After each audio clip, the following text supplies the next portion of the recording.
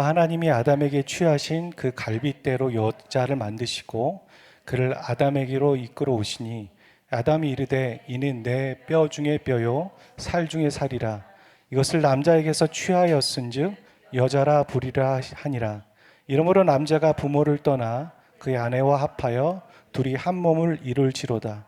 아담과 그의 아내 두 사람이 벌거벗었으나 부끄러워하지 아니하니라. 아멘. 이 구절을 여러분 읽으시면서 하나님이 가정을 만드신 창시자라는 것을 부인할 그리스도인은 없으실 겁니다.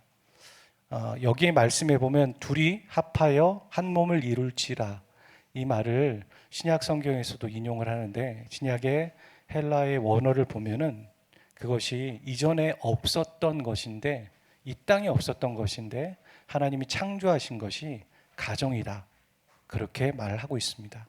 여러분이 가정을 이루고 계시다면 그 가정은 바로 하나님이 이 세상에 없었던 것인데 창조하신 것입니다.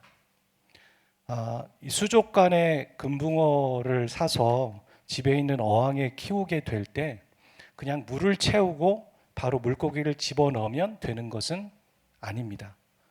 물고기를 키워보신 분은 아시겠지만 물고기가 살 수 있는 물을 만드는 게 되게 중요해요. 그걸 다른 말로 물을 잡는다, 이렇게 말을 하고 거기다가 약품 같은 걸 집어넣어서 미생물이 살 수 있도록 계속 공기를 부어넣어서 한 적어도 일주일 그 정도는 돌려서 물을 잡아야지만 그제서야 물고기를 집어넣을 수 있고 그런 환경이 만들어지게 됩니다. 뭐 어항에 물만 집어넣나요? 저렇게 보이는 것처럼 수초도 넣고 물레방아도 넣고 또 어떤 때는 산소 발생기, 또 이쁜 것들 꾸며 넣게 되죠. 이 모든 과정이 끝나게 되었을 때 만약에 주인이 물고기를 집어넣으면서 물고기에게 한마디의 말을 한다고 생각해 보십시오. 그렇다면 어떤 말을 할까요? 에이, 죽어라, 이렇게 얘기하진 않을 겁니다. 행복하게 잘 살아라, 축복한다, 사랑한다, 오래오래 살아야 돼, 이런 마음, 이런 말들을 하면서 아마 주인은 물고기를 집어넣을 거고 주인의 마음은 축복이고 사랑이겠죠. 이처럼 하나님은 성경에 보면 5일 동안, 그 5일이라는 게 우리가 얘기하는 5일이 아니겠죠. 5일 동안 광명과 동물과 식물과 모든 것을 준비하신 다음에 6일째, 창조의 마지막 날인 6일째 자신의 형상대로 지은 인간을 창조하셨습니다.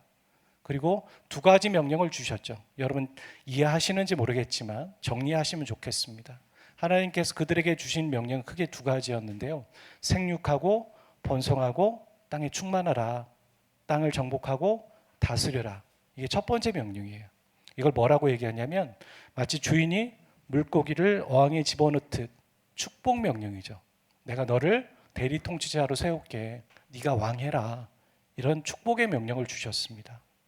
그리고 두 번째 명령은 우리가 알고 있는 것처럼 선악과 명령을 주신 거죠. 그러니까 축복 명령을 기본적으로 하고 계신 하나님께서 선악과 명령을 딱 주시면서 걸려 넘어져라, 이런 의도는 아니시지 않았겠습니까? 그런 것처럼 축복 명령도 선악과 명령과 연결하고 선악과 명령도 축복 명령과 연결해서 연장선에 있는 명령인 것이죠. 이처럼 인간을 창조하신 하나님의 심정, 그 기본 바탕은 사랑이셨다라는 겁니다. 축복이셨고, 그러니 창조된 가정 또한 사랑과 축복 가운데서 유지되어지고 발전되어지는 것을 하나님은 원하고 계시겠죠. 오늘 이 가정에 대해서 말씀을 나누고자 합니다. 우리는 모든 가정을 통해서 태어났을 거예요. 부모님 없이 태어난 사람은 없으니까요. 또 독립된 나만의 가정을 여러분은 만드셨습니다. 그리고 두 사람이나 혹은 세 사람 이상이 되어지는 가족을 만들고자 여러분은 기도하고 계실 거예요. 배우자를 위해 기도하고 혹은 자녀를 위해서 기도하고, 또한 어떤 가정은 이미 완성된 가정인 것 같지만 예배의 회복이 필요한 가정의 구성원을 위해서 기도하고, 어찌됐든 우리가 기도하고 목표하는 방향들은 다 가정이다, 이런 공통점이 있다는 걸 한번 생각해 보시라는 겁니다. 이 가정에는요, 크게 부모, 자녀, 부부라는 구성원이 있을 거라고 생각합니다. 오늘 저는 뭐 친척 이런 것들은 얘기하지 않으려고 해요. 이 구성원에 대한 성경적인 관점을 좀 개론적으로 좀 살펴보려고 하고요.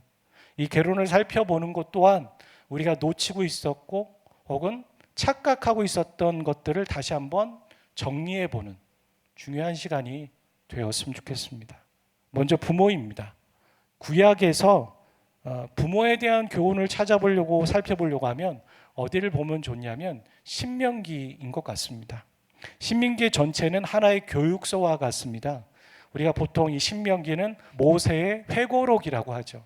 그러니까 이미 광야에서 있었던 일들에 대해서 그때 이랬잖니 하면서 광야의 은혜를 경험하지 못한 가나안 2세대들에게 가나안을 들어가려고 하는 2세대들에게 신앙교육을 시키는 것이죠. 신명기 27장 15에서 16절에 보면은 이렇게 되어 있습니다. 이 27장의 내용을 보려고 하는데요. 이 장면의 배경은 이렇습니다. 모세는요, 이스라엘 백성들이 이 가나안에 들어가기 전에 반으로 나눠서 6지파는 그리심산에 올라가게 했고요. 그리고 나머지 6지파는 에발산에 올라가게 했습니다.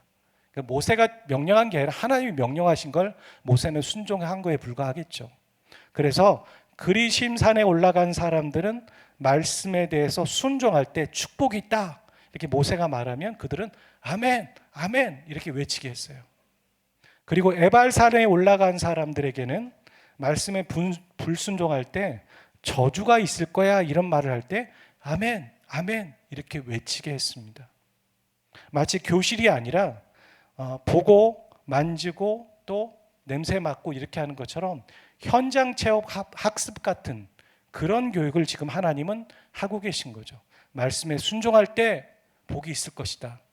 말씀에 불순종할 때 저주가 있을 것이다. 맞아. 우리가 그리심산에 올라가서 에발산에 올라가서 그런 행동을 했지 하면서 기억하게 하신 것이죠. 이때 지금 저 본문에 나오는 것은 에발산에서 선포된 저주입니다.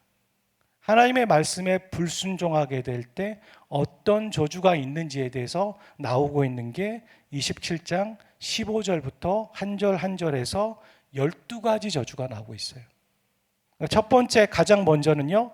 하나님 외에 우상을 숭배하는 그 죄와 저주에 대해서 나오고 있어요. 그 다음 제목이 16절인데 두 번째인데 부모를 경홀히 여기는 죄에 대해서 나오고 있습니다. 이렇게 두 번째에 위치한다라는 것은 부모를 함부로 여기는 것이 바로 하나님을 버리고 우상을 섬기는 죄와 버금가는 정도의 죄라는 것을 성경은 말하고 있는 것이죠. 또 다른 부모의 공경의 메시지는요. 28장 49에서 50절에 나와요. 역설적인 표현인데요. 이스라엘이 가나안에 들어갔을 때 그들이 우상 숭배를 하며 범죄할 때면 하나님은 어떤 일을 하셨는지 아십니까? 꼭 다른 민족들을 들어서 심판하셨습니다. 그래서 우리가 우리의 삶에서도 어떤 어려움들이 올 때 죄를 우리가 하나님 앞에 죄 지은 건 아닌가 되돌아보는 거예요. 그리고 죄를 지었다면 어떤 것을 통해서 나를 지금 연단하고 계시구나. 돌아오라고 하시는구나. 징계하시는구나. 이런 걸 깨달을 수 있어야 하는 것이죠. 한 개인의 문제에 대해서도. 이런 것처럼 하나님께서 다른 민족들을 들어서 심판한 도구로 사용하시는데 그 사용하는 민족에 대해서 얘기하는 겁니다. 그들은 흉악한 민족이다. 그러면서 그 흉악한 민족의 특징 중에 하나를 무엇으로 보았냐면 그들은 노인을 돌보지 않는다. 이렇게 말하면서 노인을 돌보지 않는 사람이 야만한 사람이라고 보고 있고 그래서 역설적으로 노인을 공경하는 것이 하나님의 뜻이다라는 얘기를 하고 있는 것이죠. 탈무드의 예화 중 소개해 보면요. 유대인들은 금화가 가득 들어있는 지갑을 바다에 던지라고 해도 부모가 이제 자녀에게 그렇게 던지라고 해도 명령해도 순종해야 된다. 그렇게 가르쳤다고 합니다. 부모의 말에는 무조건 복종하고 순종해야 된다. 그렇게 가르치는 거죠. 하지만 하나의 예외가 있었다라는 거예요. 부모가 자녀를 향해서 하나님의 명령을 어길 것을 강요한다면 그것은 절대 하지 말아야 된다. 그리고 하나님의 말씀에 따라야 한다고 가르쳤다고 합니다. 부모들은 이런 말을 하죠. 성경에 부모를 공경해야지 축복받는다고 해서, 그래서 잘해야 돼, 이런 말을 하죠. 근데 그 말 안에는 나에게 잘해야 되는 말을 하기 위해서 그 말씀을 인용할 때가 있죠. 우리는 이 약속 때문에 부모를 공경하는 것이 아닙니다. 그건 자식된 도리이고 인간의 도리이기 때문인 거고, 또한 그렇게 말씀하신 하나님의 말씀에 순종해야 하기 때문에 부모를 공경해야 하는 것이죠. 하지만 우리의 현실은 참 쉽지 않을 때가 있습니다. 부모를 공경하는 것이 어디까지인가? 우리 부모가 우리에게 요구하는 선을 우리가 지킨다면 우리 가정이 무너지고 뭔가 분열이 된다면 그것은 부모를 공경하는 선을 지켜야 될 필요가 있는 것이죠. 내 가정을 무너뜨리면서 우리 부모를 공경하는 것이 과연 성경적일까? 그렇지는 않은 거예요.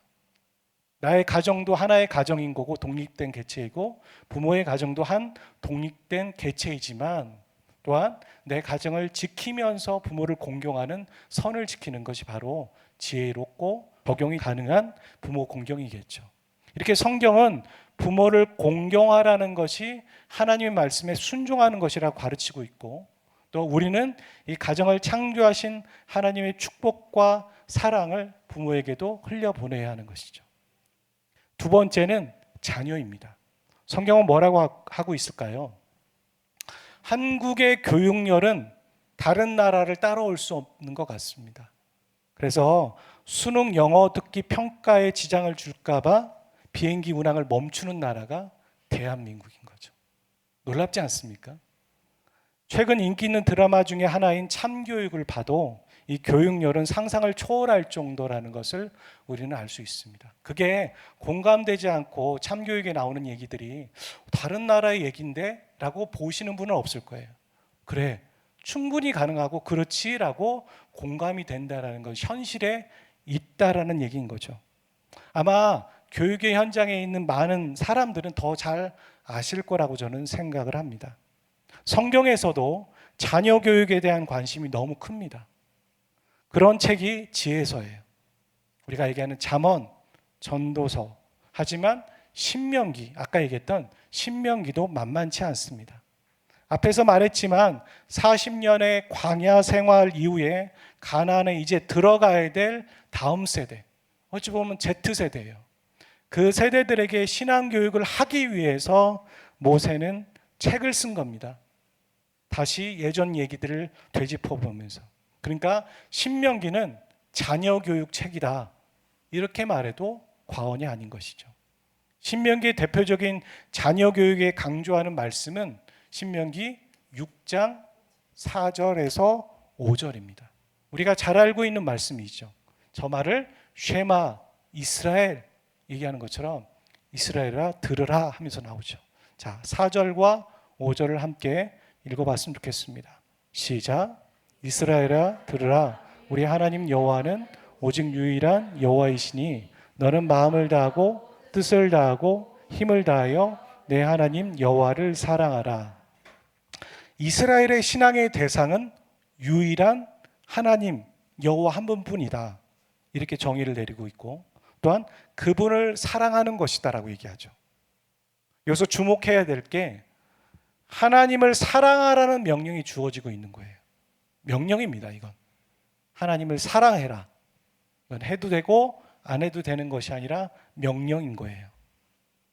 히브리적인 사고방식에서 사랑이라는 것은 감정적인 차원이 아닙니다. 그걸 넘어서서 구체적인 행동이 나타나는 어떤 역동적인 게 사랑이에요. 그래서 사랑은 의지이고 행동인 겁니다.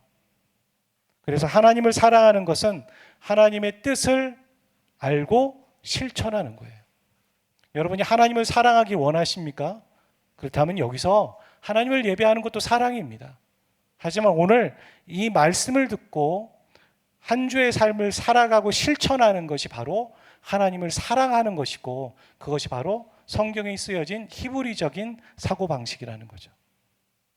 유대인들은 이 말씀을 아이들이 입을 떼기 시작하면서부터 매일 읽어주고 암송시키면서 그들이 평생 유일하신 하나님만을 사랑하고 섬기기를 교육했습니다.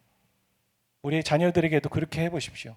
이불 떼기 시작할 때부터 신명기 6장 4에서 5절을 가르쳐주고 외우게 하고, 야 아들아 딸아, 하나님을 사랑하는 것, 하나님만을 사랑하는 것이 너의 근본이야. 그렇게 가르쳐 주시길 바랍니다. 제가 이스라엘의 공항에 갔을 때도 저 말씀이 있었어요. 기념품에도 있고 곳곳마다 쉐마 이스라엘, 그 쉐마가 적혀 있었고, 저 구절의 앞부분이라도 다 풀로 쓸 수는 없다면 앞부분이라도 써서 저 말씀을 기억하게 했고, 공항 벽에도 붙어 있었고, 어디에든 정말 하나님이 말씀하시는 대로 걸어갈 때든 어디에 있든 집에 있든 밖에 나가든 어디에 있든 저 말씀을 외우고 기억하게 했다라는 겁니다.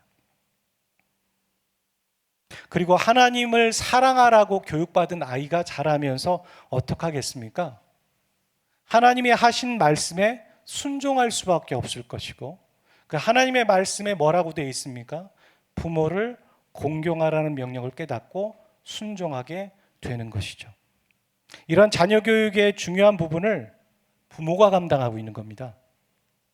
어린이집에서 많은 시간을 보내겠지만요, 그 어린이집에서 많은 시간을 보내는 어린이집에서 신앙교육을 가르치지는 않습니다.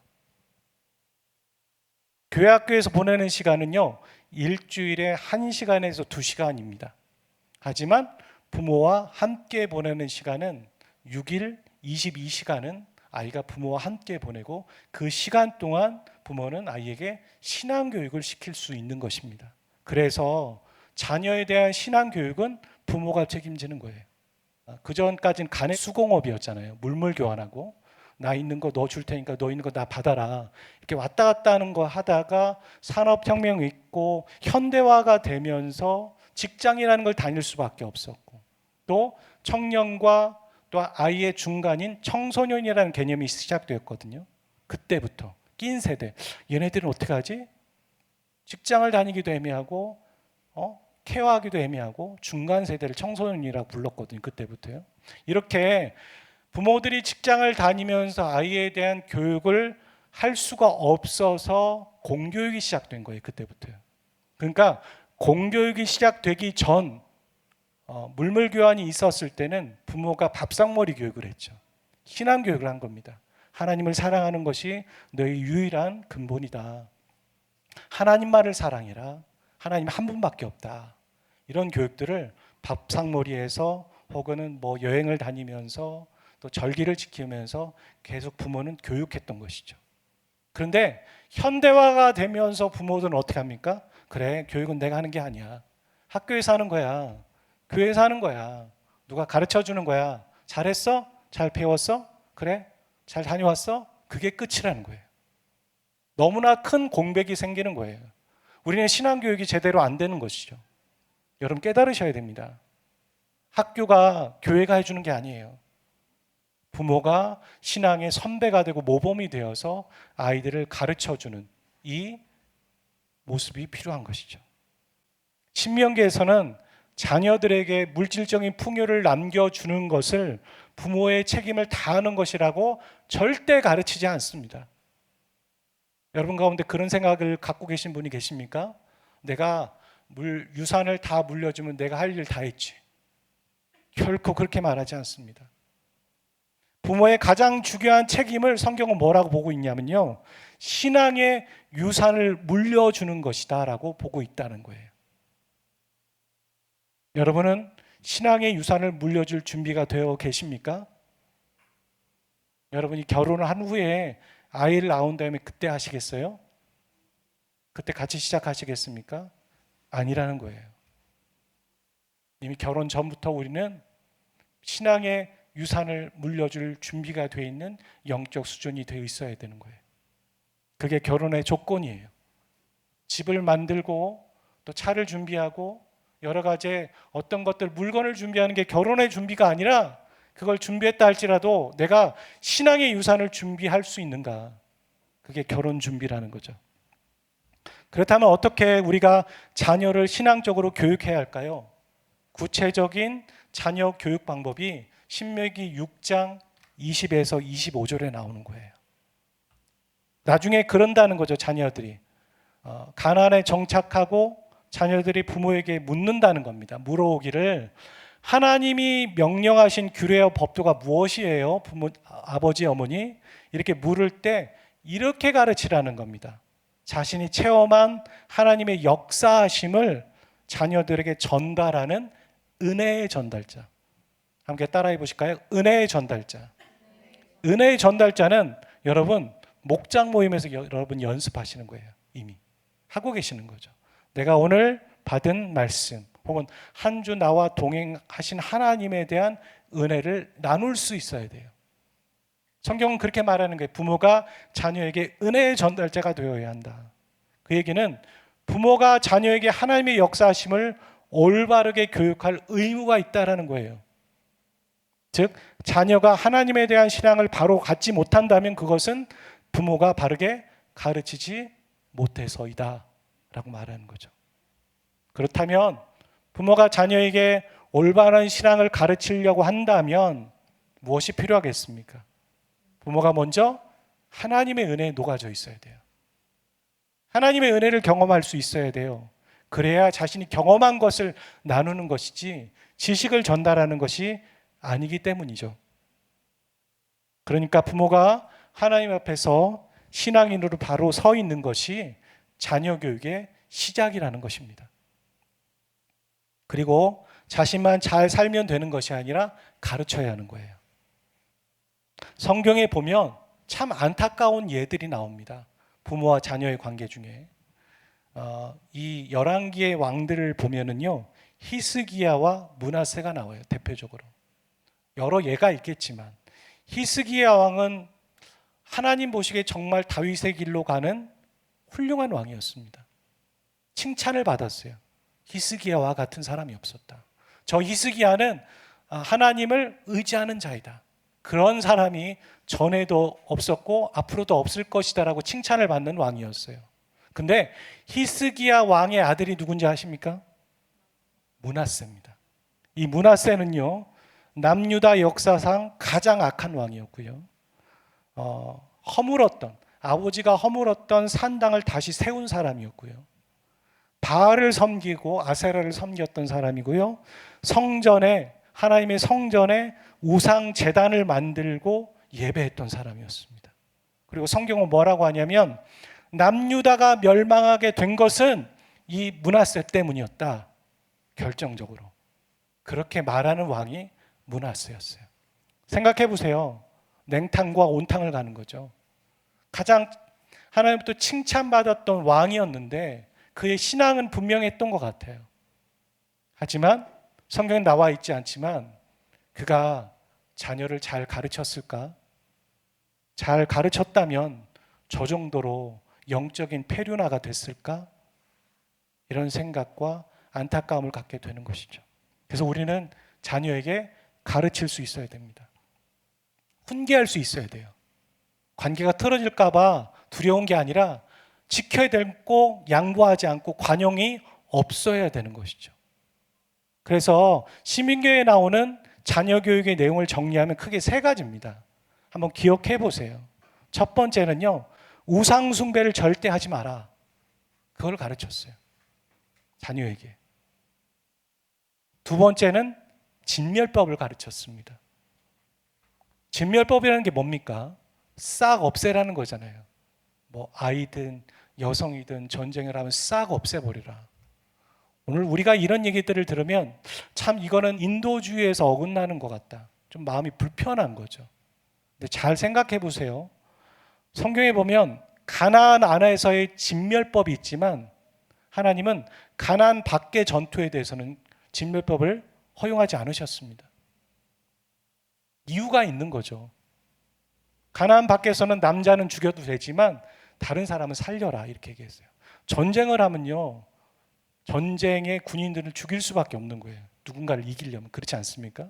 근데 남자는 죽여도 되지만 다른 사람 살려라 이렇게 말했다고요. 하지만 가나안에서는 진멸법이 허용이 됐다고요. 그들을 죽이지 않으면 모든 것에 우상을 남기게 되면 결국엔 이스라엘 백성들이 전염되고 오염되어서 우상을 섬길 것을 알기 때문에 없애버리라는 거예요. 세 번째는 마지막인데요. 이방인들과 혼혈 결혼하지 마라 이렇게 말했어요. 여러분 이 세 가지를 합치면 뭔 것 같습니까? 우상 숭배 하지 마라 이 말이에요. 너희의 신앙에 위협이 되는 것들이 있다면 절대로 양보하지 말고 관여하지 말고 끊어내라. 타협하지 마라 이 말이에요. 아까 부모가 자녀에게 요구할 때 탈무드에 보면 그런 얘기가 있었다고 했잖아요. 다 허용하고 다 복종해라.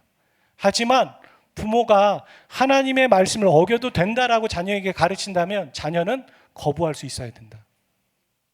성경은요, 다른 것은 어찌 보면 허용하는 것도 있고 좀 양보하는 것도 있지만요, 우리가 우리의 신앙이 오염되어지고 우리의 신앙이 퇴보되거나 우리가 우상 숭배의 방향으로 가려는 것이 있다면 조금이라도 허용하지 말라. 자녀 교육에도 허용이 되고 부모의 공경에도 허용이 되는 거죠. 여러분 이것은 지키셔야 됩니다. 우리가 경계선이 모호한 시대에 살아가고 있어요. 진리와 비진리가 섞여 있거든요. 그리고 다 포스트 모던이라서 야 너도 되고 다 돼. 이런 시대에 살아가고 있기 때문에 좋은 것이 좋은 것이다라고 생각하죠. 하지만 신앙에 대해서는 보수적이어야 됩니다. 신앙이 보수적이라는 건 나쁜 게 아니라고 저는 생각해요. 성경은 보수적이잖아요. 하지 말아라. 멈춰라. 조금이라도 허용하지 말아라. 그리고 그런 죄를 저지른 사람이 있으면 돌로 쳐 죽여라. 이것도 불편하겠죠. 하지만 우리가 코로나 때를 생각해 보세요. 코로나 때 우리는 정말 죽을까 두려웠죠. 그리고 한 사람이 오염됐다면 절대로 그 곳에 들어가지도 않았고 엘리베이터도 타지 않았어요. 철저했다고요. 왜입니까?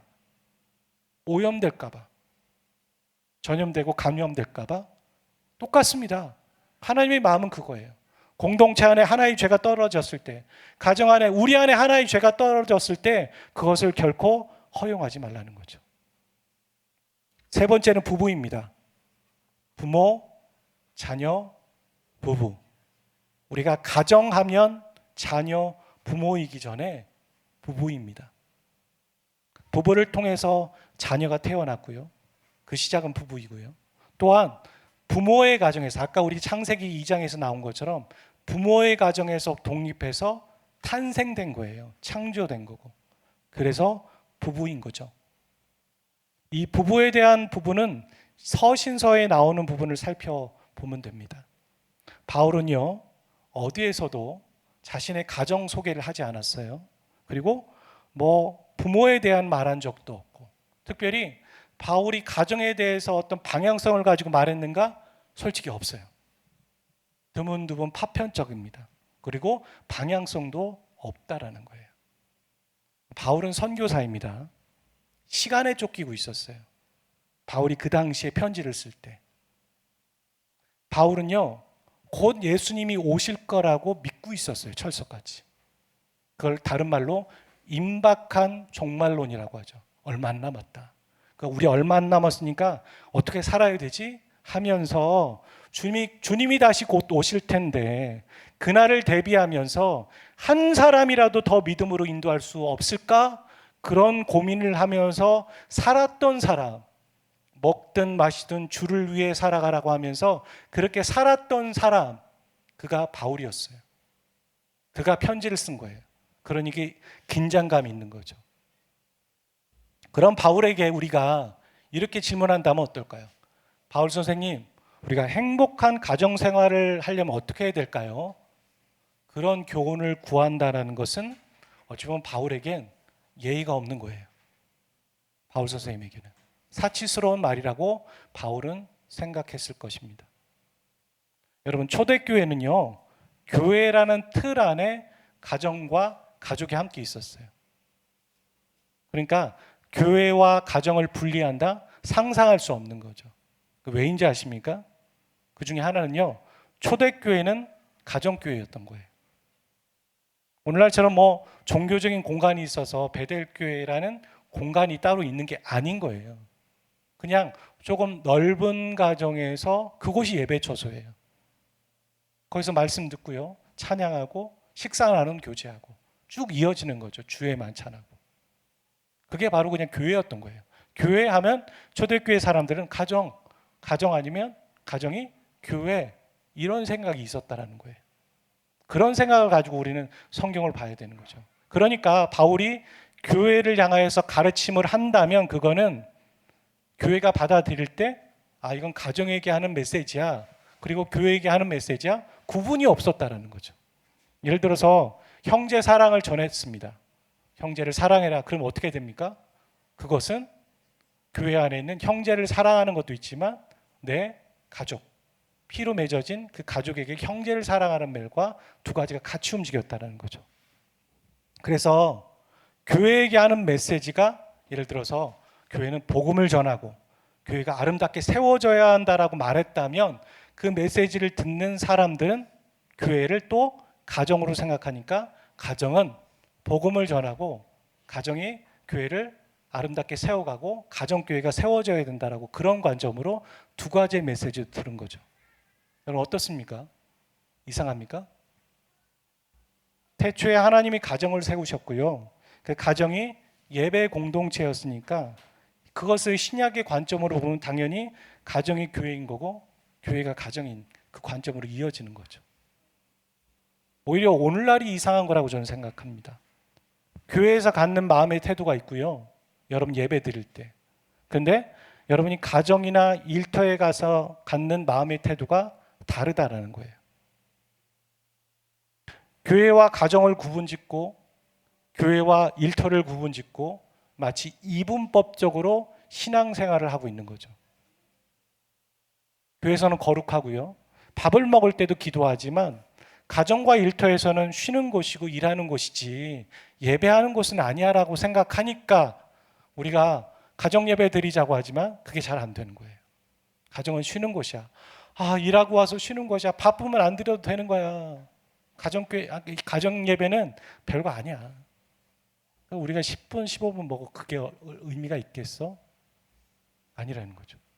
여러분이 만약에 교회에서 똑같은 것들을 하라고 하면은 다르게 생각할걸요? 이 공간에서 한다면? 이처럼 구분 짓고 있는 거죠. 오늘날 우리의 모습이 이상한 겁니다. 교회와 가정을 구분 짓는 것. 하나님은 교회에 임재하시는데 가정과 일터에는 임재하지 않으실까요?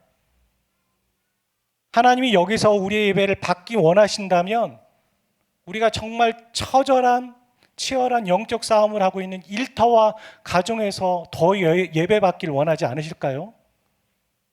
더 그곳에서 예배해야 되는 거죠. 근데 우리는 구분 짓고 있다는 거예요. 며칠 전까지만 해도 새벽 설교가 고린도 전서였습니다. 바울이 고린도 전서에서 이 가정을 이루고 결혼을 해야 하는 이유를 말할 때 뭐라고 했는지 기억하십니까? 바울은 그렇게 말했어요. 야, 성적으로 참기 어려우면 결혼해야 된다. 그런 이유를 들었죠. 오늘날 우리가 결혼을 해야 하는 이유는 바울이 말한 이 이유 때문이 아니죠. 그보다 훨씬 더 많은 중요한 이유들이 우선순위에 있기 때문에 우리는 결혼을 할 거예요. 그런데 바울이 고린도 전서에서 저렇게 말한 이유가 뭘까요? 그거 한번 생각해 보셔야 돼요. 당시에 고린도 교회가 바울에게 이런 질문을 한 거예요. 거기에 대한 답변을 한 게 바로 이 말입니다. 그러니까 바울은 고린도 교회 상황에 맞게 말한 것이지 그게 오늘날 우리의 모든 보편적인 이유가 되는 것은 아닌 거죠. 그러면서 바울은 결혼하는 것보다 혼자 사는 것이 나쁘지 않아. 혼자 살아도 더 좋지 않을까? 이런 얘기를 은근히 계속 푸시하잖아요. 그런 느낌 느껴보셨죠? 그건요, 고린도 교회 상황에 대한 얘기를 하는 게 아니에요. 구분 지으실 수 있으셔야 돼요. 아까는 고린도 교회 상황에 얘기하는 거고 그 뒷부분에 야, 결혼하지 않는 게 어때? 라고 말하는 이유는요, 아까 말한 임박한 종말론이라는 시각 안에서 바울은 그 말을 한 겁니다. 주님 곧 오실 거야. 그러니까 우리가 결혼해서 마음이 분산되는 것보다 주님의 일에 집중하기 위해서 독신으로 살면서 주님께 우리의 삶을 헌신하는 게 더 효과적이지 않아? 난 그렇게 생각하는데 이렇게 말한 거죠. 그런데 우리가 아는 것처럼 예수님의 재림은 그때부터 2000년 동안 이루어지지 않았습니다. 하지만 바울의 이 임박한 종말론의 시각의 메시지는 어떻습니까? 오늘날 우리에게 정말 필요한 거예요. 어디예요? 우리 가정이에요. 우리 교회예요. 곧 오실 것이다라는. 아주 급진적인 선교단체에서는 주님의 재림이 정말 우리 시대에 있을 거라고 봅니다. 그러니까 우리는 눈을 보게 될 거라는 거죠. 그리고 좀 보수적인 단체에서는 우리가 아니라면 우리의 다음 세대, 이 자녀들이 우리가 죽은 다음에 이 자녀들 때에 주님이 오셔서 이 자녀들이 성인이든 청년 때에 주님이 오심을 보게 될 것이다 라고 말하고 있습니다. 물론 그날과 시기는 아무도 알지 못하죠. 하지만 분명히 바울 때보다 훨씬 가까운 거예요. 2000년의 시간이 줄었고요. 그렇다면 우리는 우리의 가정과 교회와 우리 개인은 바로 임박한 종말론의 관점에서 살아가야 되는 것이죠. 종말이라는 게 무엇입니까? 예수님 믿지 않는 사람에겐 막연한 거고 두려운 거예요. 무서운 거죠. 종말이 있다고? 하지만 복음을 믿는 우리는 압니다. 복음 안에 그 메시지가 있잖아요. 오늘 우리가 찬양했지만 예수님의 죽으심과 부활하심. 그래서 그 예수님의 죽으심과 부활하심을 믿는 우리가 죽는다 해도 예수님과 함께 부활할 걸 믿는 거죠. 그게 복음의 메시지이고 우리는 죽어도 다음 생이 있다는 걸 믿기 때문에 그렇다면 우리는 천국을 약속받은 자로서 어떤 삶을 살아갈 것인가, 이 임박한 종말에 대해서 우리는 어떤 태도로 우리 가정이 살아갈 것이며 우리 교회가 살아갈 것이며 우리가 어떻게 살아갈 것인가를 고민하는 것이 바로 필요한 것이죠. 그냥 평화롭게 여유롭게 우리가 어떻게 여행을 다니며 우리 가정이 행복할까 이런 걸 고민하는 것은 그리스도인으로서 좀 아쉬운 부분인 거죠. 왜냐하면 믿지 않는 사람도 똑같이 하는 고민을 우리가 하고 있다? 그 이상은 없다? 그건 참 불편한 진실인 겁니다. 우린 그리스도인으로서 특별하게 하나님의 부르심을 받았고 우리 가정이 어떻게 복음 전하는 것을 위해서 한 영혼을 구원하는 것을 위해서 한 사람이 더 자녀가 되게 하는 것을 위해서 고민하며 살아가야 되는 것이죠. 우리 가정을 보십시오. 우리 가정이 혼자라면 어떤 고민을 해야겠습니까? 우리가 가정이 둘이라면 어떤 고민을 하고 우리 가정이 완성된 가정이지만 예수님을 믿지 않거나 예배가 회복되어야 된 가정의 구성원이 있다면 우리는 어떻게 해야겠습니까? 우리 가정은 우리는 이런 고민을 해야 돼요. 우리 가정은 깨어 있는가? 우리는 하나님을 사랑하는 가정인가? 우리의 자녀에게 영적 유산을 전수하고 있는가? 또한 우리의 가정의 모든 멤버는 하나님을 예배하지 못하지만 그 예배가 회복되기 위해서 그 가족의 구성원을 위해 기도하고 있는가? 그게 바로 임박한 종말론에 입각한 가정의 모습이고 교회의 모습이고 우리 개인의 모습이라는 거죠. 그것을 놓치지 않아야 된다는 겁니다. 또한 나 한 사람이 가정이지만 내가 부부가 되기 위해서 나는 어떤 배우자를 선택하는가? 또 그 부모에게 정서적으로 독립된 사람인가? 내 배우자는? 혹은 내가 정서적으로 독립되었는가? 그거 없으면요 어렵습니다. 그거 없으면 결혼을 다시 한번 생각해 보셔야 됩니다. 또 신앙의 유산을 함께 전수할 수 있는 사람인가 생각해 보셔야 됩니다. 나의 가정이 선유지가 되더라도 함께 하고자 한다면 나는 그만한 각오와 영적 준비가 되어 있는가도 생각해 보셔야 합니다. 여러분, 부모에 대한 얘기도 있었고 자녀나 부부도 있었지만 우리가 절대로 양보할 수 없는 것은 신앙인 거예요. 유일하신 하나님을 경배하고 그분만을 사랑하는 것을 방해하는 것들에 대해서는 양보와 타협이 없어야 되는 것이죠. 이런 종말론적인 관점과 이게 결국 부활신앙이고 복음의 관점인 거예요. 우리의 가정이 나아가는 게 바로 이 마지막 때 우리가 가야 할 방향이고 기도 제목이 되는 것이죠. 그래서 우리는 이 마지막 말씀을 읽고 함께 기도하기를 원합니다. 함께 읽겠습니다. 시작.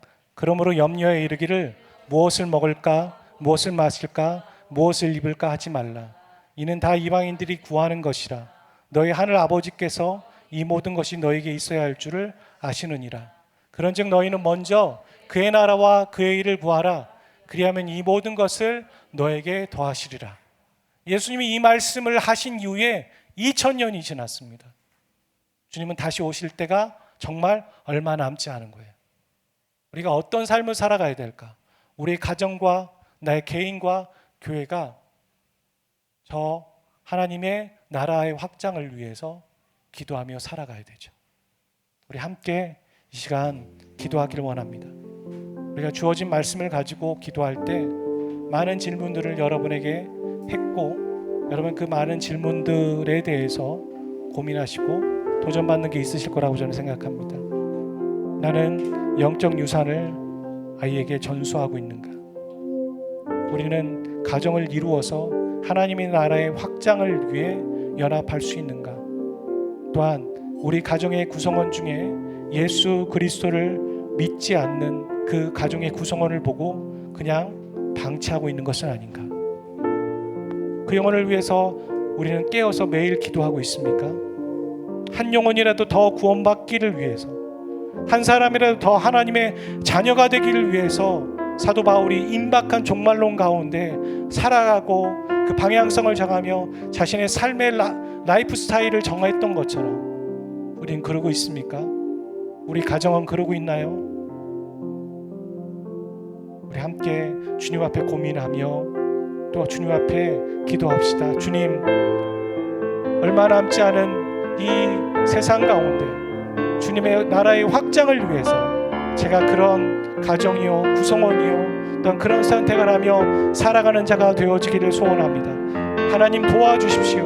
은혜 허락하여 주셔서 내가 주님을 만나고 주님을 사랑함으로 인하여서 내가 전할 것이 많은 은혜의 전달자가 되게 인도하여 주십시오. 함께 기도하며 나가기를 원합니다. 아버지 하나님 기도합니다. 우리의 가정이 하나님 부모와 하나님 자녀들이 하나님 정말 하나님 앞에 믿음이 회복되어지고 하나님의 나라를 확장하는 일에 그 가정이 회복되어질 수 있기를 소원합니다. 우리 모두 가정을 꾸리기를 원하고 있습니다. 하나님 배우자를 찾는 하나님 사람도 있고 또 하나님 결혼을 했고 또 자녀를 구하는 가정도 있고 하나님 자녀가 있지만 또한 믿음의 하나님 완전한 사람들이 멤버가 되기 위해서 그들을 하나님 안타깝게 생각하는 사람도 있고 각각 우리의 모습들은 이 가정이고 이 가정은 또한 교회이며 하나님의 나라를 확장하기 위해 우리는 준비되어야 되는 모든 영혼들입니다. 하지만 하나님 온전히 회복되어지는 이 모습들을 보면서 우리는 방치하고 있고 그냥 놔두고 있는 것이 아닌가. 하나님 우리가 신앙에 대해서는 양보하고 타협할 수 없는데 그것 또한 하나님 양보하며 타협하고서 있는 것은 아닌가. 하나님 우리가 가정에 예배를 드리고 우리가 신앙이 양보되어지는 것 때문에 솟아나치게 놀라며 그것들을 끊고 하나님 결코 양보할 수 없다라고 말할 수 있는 우리 모든 가정들이 되어줄 수 있기를 소원합니다. 하나님을 사랑하는 것만큼은 하나님을 예배하는 것만큼은 유일하신 하나님만을 예배하는 것만큼은 그것을 양보하지 않고 타협하지 않고 하나님의 신앙을 지켜나가는 것들이 우리 부모와 자녀와 가정과 부부 안에서 이루어질 수 있게 하시고 이 가정의 교회가 되어 교회가 하나님의 나라를 확장하는 가정 천국이 되어질 수 있도록 주님 인도하여 주시기를 원합니다. 하나님 사도 바울이 가졌던 관점처럼 임박한 종말론 가운데 살아가는 자가 되기를 원합니다. 풍요와 넉넉함과 더 안일과 나태로 살아가는 자들이 되지 않기를 소원합니다. 우리는 주의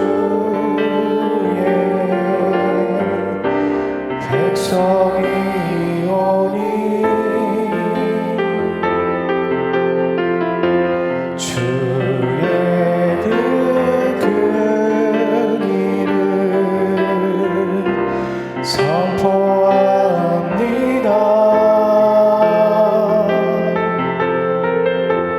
이곳 어두운 세상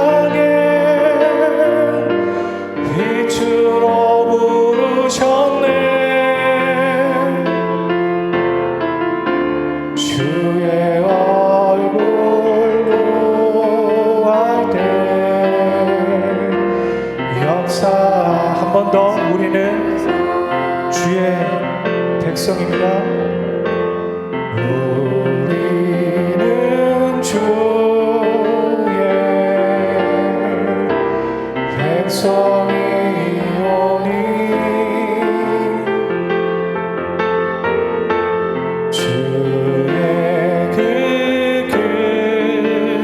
일을 선포합니다.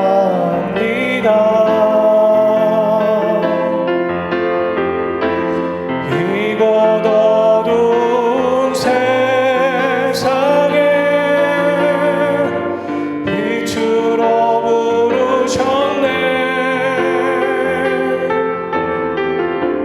주의 얼굴 구할 때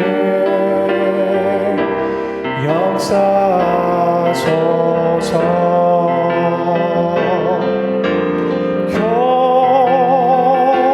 교회를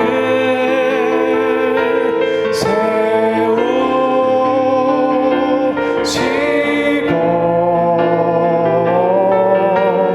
이 땅 고쳐주소서.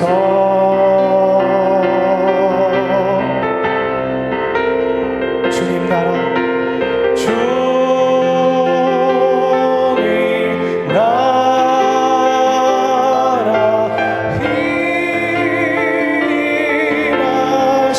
임하시고 주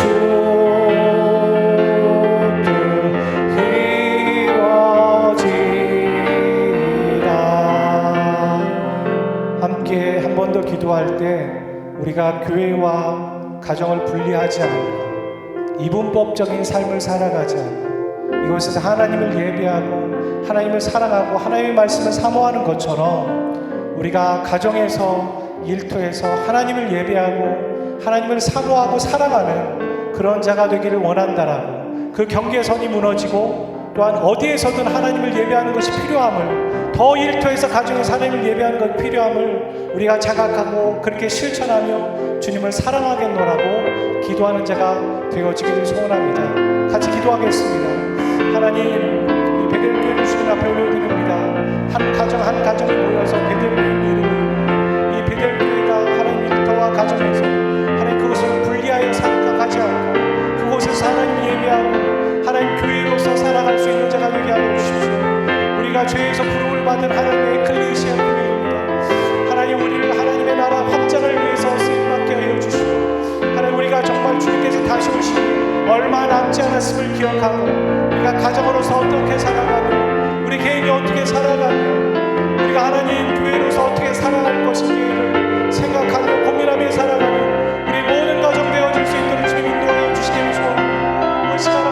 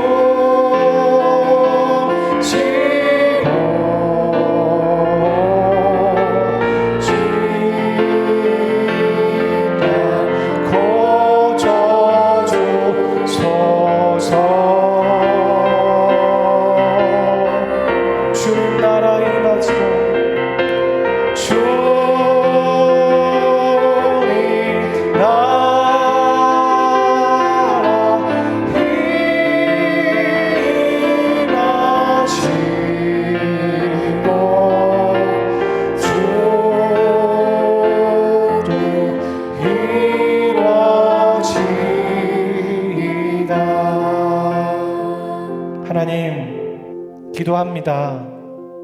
우리 가정이 회복되어지기를 원합니다.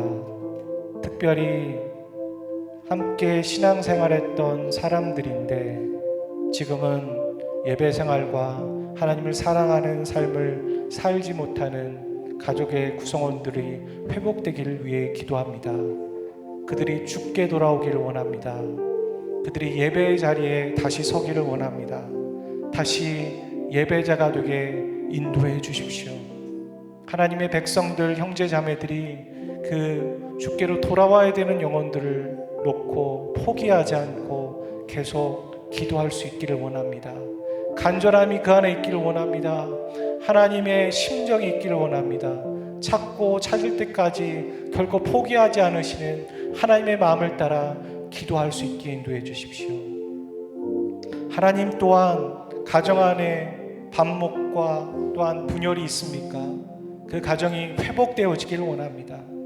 교만함과 강팍함이 무너지고 하나님께로 돌아오고 하나님의 말씀에 청취할 수 있는, 들으라 이스라엘, 하나님의 말씀을 들을 수 있는 귀가 열리고 우순해져서 유순해져서 그 가정이 회복되어지기를 소원합니다. 하나님, 결혼을 생각하고 있는 가정들이 있습니다. 하나님, 어떤 배우자를 선택할 것이며 또한 우리가 어떤 신앙의 유산을 이어갈 것인가 고민하는 가운데 있습니다. 하나님, 저들이 아직 기회가 남아 있습니다. 더 기도하고 하나님의 뜻을 묻고 하나님의 인도하심에 따라, 성령의 인도하심에 따라 하나님 그 가정을 이루어갈 수 있도록, 믿음의 가정을 이루어갈 수 있도록 인도하여 주십시오. 하나님, 가정에 자녀를 얻기 원하는 가정이 있습니다. 하나님, 태의 열매라고 했고 우리에게 선물로 주신다고 하신 그 아이, 하나님, 생육하고 번성하라, 땅에 충만하라고 하신 그 말씀처럼, 약속하신 말씀처럼 그 가정 가운데 자녀를 허락하여 주십시오. 생명의 살고 죽음이 하나님 손에 있습니다. 하나님 주권에 있사오니 하나님 간절히 구하고 노력하고 또 하나님 앞에 기도하는 그 마음의 소원들을 속히 이루어 주셔서 그들도 하나님 아버지의 마음을 더 깊이 깨달을 수 있도록 인도하여 주시옵소서. 하나님, 가정이 교회되게 하시고 교회가 가정되게 하시고 이 교회에서 가졌던 마음과 기도와 영성의 모습들이 우리의 가정에서 가정예배로 실현되어지고 또한 하나님 일터에서 삶으로 걸어가면서 예배하며 하나님 문제와 어려움들의 난관이 있을 때 하나님을 경배하며 하나님의 뜻을 묻고 지혜를 구하는 그런 교회 되게 인도하여 주시옵소서. 이 모든 말씀 우리 주 예수 그리스도의 이름으로 기도하였습니다.